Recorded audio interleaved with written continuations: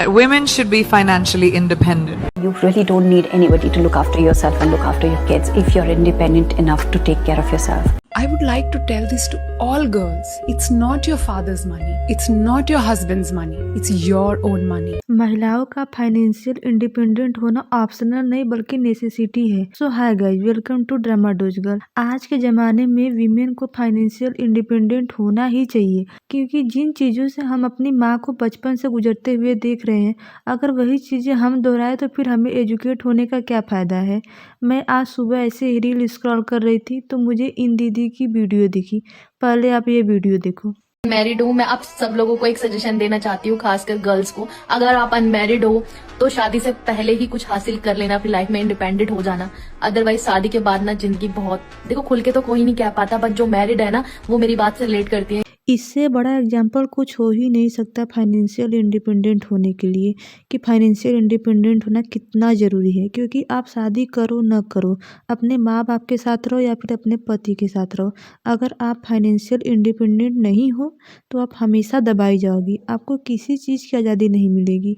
आपको हर चीज़ के लिए रोक टोक की जाएगी। आपको हर चीज़ के लिए पूछा जाएगा कि ये चीज़ कहाँ कर रही हो, कहाँ पे यूज कर रही हो, किस चीज़ पे खर्च कर रही हो। आप सोचो, अगर आपके पास खुद का पैसा नहीं है, बीइंग अ फीमेल, पहली बात तो मायका आपका नहीं है, क्योंकि वो ये एक्सपेक्ट कर रहे होते हैं कि शादी होगी तो लड़की चली जाएगी किसी और के घर। अब वो जब लड़की किसी और से शादी करती है तो या तो वो हस्बैंड का घर होता है या तो वो इन लॉज का घर होता है। अगर मान लो कहीं लड़ाई झगड़ा हो गया, वॉटेवर हो गया, एक दिन लगेगा उनको आपको निकालने में, तो वो लड़की जाएगी कहाँ। वैसे भी हम लड़कियां तो जन्म लेते ही पराया धन हो जाती हैं और ब्याह कर जाती हैं तो पराये घर से आई हुई लड़की बन जाती है।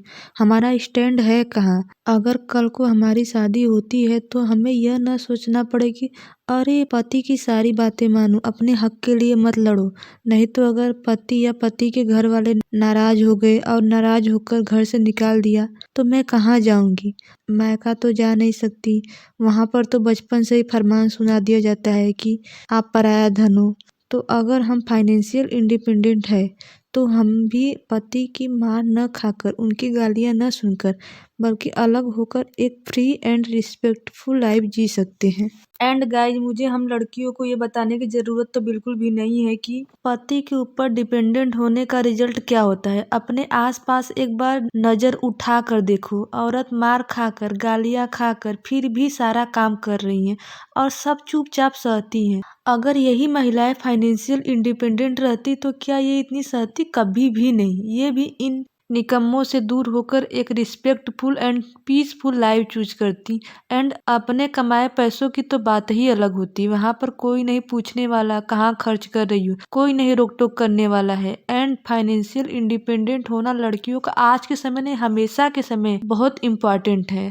तो आपका क्या ओपिनियन है लड़कियों के फाइनेंशियल इंडिपेंडेंट होने पर? एंड अगर आपको यह वीडियो पसंद आया हो तो please subscribe this channel and also like and share and thanks for watching.